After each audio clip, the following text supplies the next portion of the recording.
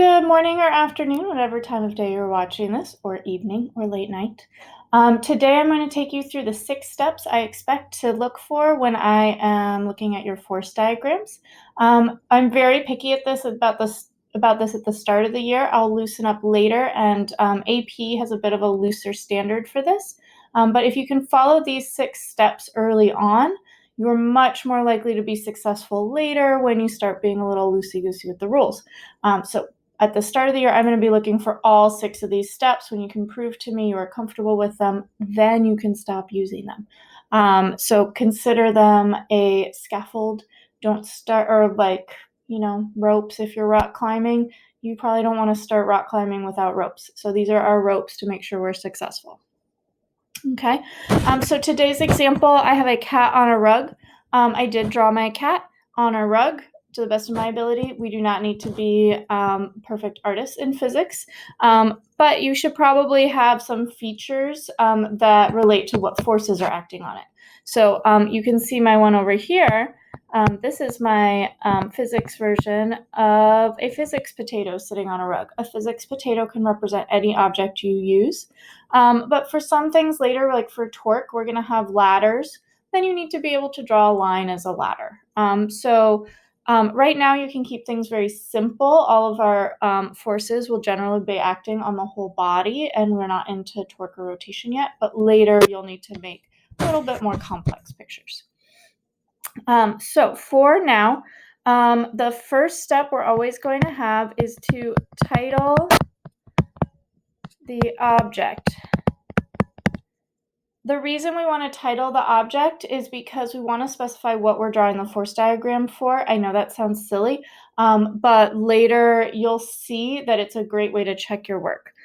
So for my object today, we are going to have cat on rug. So that is my title there. Okay. Then the next step for now, again, we'll change this up later, but step 2 is going to be to draw a dot. A box is also fine. Some people like boxes, but I like a dot when we're not doing rotation because we don't have to really worry about where the force is applied yet, just the direction of the force at this point. So we're going to draw that dot. Yay, I did step 2. So that's not so bad if there's 6 steps. If one of them is to draw a dot, but it will help you. Okay, so then the next step is to draw our direction of forces, or our force vectors. So if we have a cat on a rug, we are going to have 2 forces acting on it. The cat is on Earth, so the Earth is pulling it down, and it is supported by the rug or the floor, or however you want to view that, but we know the cat is not in free fall, so something is supporting it. So we'll put that vector there. Okay, so step 3 is to draw force vectors. Okay. Step 4 is going to be to label force vectors. All right, so we're going to label our force vectors. Now, I'm very particular about how these are labeled, just as I am very particular about the I guess method. So when we label our force vectors, right now, we're always going to do a big F for force. Then we're going to do the type of force. So let's say the force due to gravity, so F sub G. And then we're going to do object of object blank on object blank. So gravity of Earth on cat would be one example. These can get kind of long, so I'm also fine if you put a little key. So we could put G is going to be gravity. Big E is going to be for Earth. Big C is going to be for cat. And let's do R for rug and N for normal force, which you'll learn about soon if you haven't already yet. All right, so that's my little key over here. So now I'm going to do step 4. I'm going to I have force of gravity of Earth on cat. And here we're going to have force normal of rug on cat. Okay. Now step 5 is actually going to kind of link back to step 3, something I've left out of step 3. Step 5 is you're going to mark all equalities, all equal vectors. So there's 2 types of equalities you look for in force diagrams. First off is equilibrium. We're going to talk a little bit about equilibrium this week, but equilibrium is when our object is either still or at constant velocity. So equilibrium will indicate that forces on one object are equal. And we're going to use these little dashes to say that they're equal. All right. There's another kind of equilibrium. Not equilibrium, equality marks that we're going to need. Equilibrium will be on same force diagram. And then we're going to learn later this week about that we can also have third law pairs. And these will always be on 2 different force diagrams.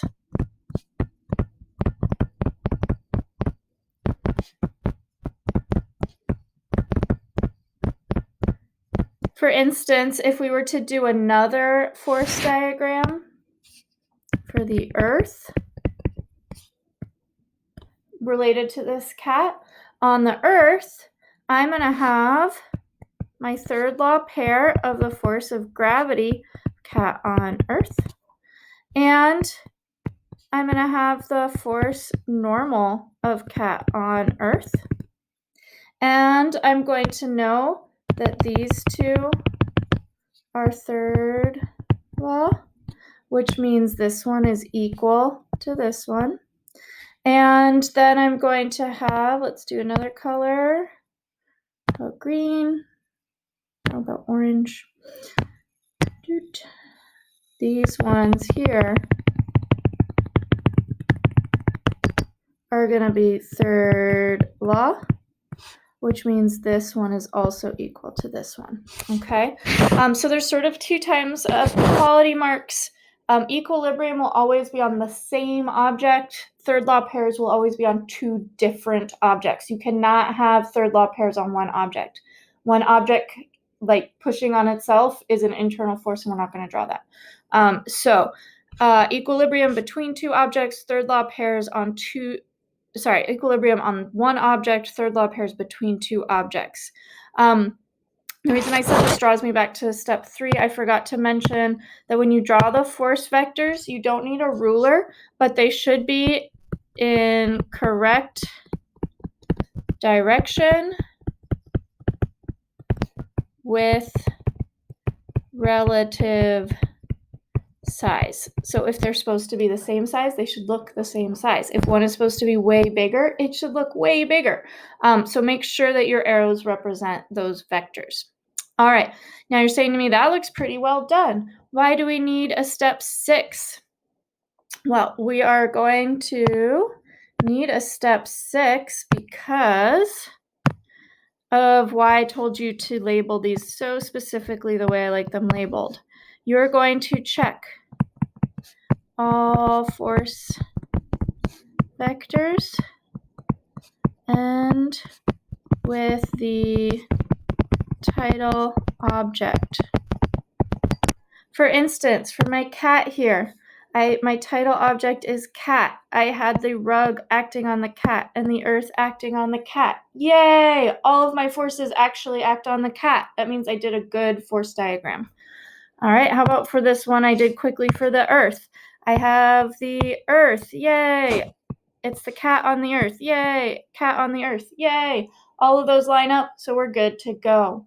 Now, this will be your image often for forces. Sometimes you'll need 2 images. Sometimes you need a force diagram, and if it leads to you solving for the acceleration, there might be a second step of you'll need a kinematics diagram. Sometimes you need two pictures.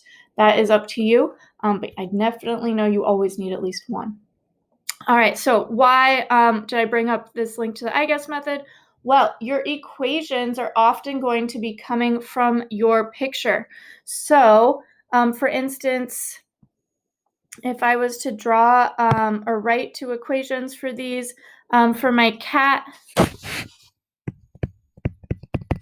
we're going to be using that F net is equal to MA equation, so all my force is equal to MA. So then I'm going to have my force normal of rug on cat plus force gravity of earth on cat is going to be equal to my MA equilibrium, which means my acceleration is 0. Oh, and look, that means the normal force equals the force due to gravity in the opposite direction. That sounds pretty good to me. It's going to be equal to the negative force of gravity. Earth on cat. I am happy. That makes sense. It's not moving. My forces are equal and opposite. It is in equilibrium.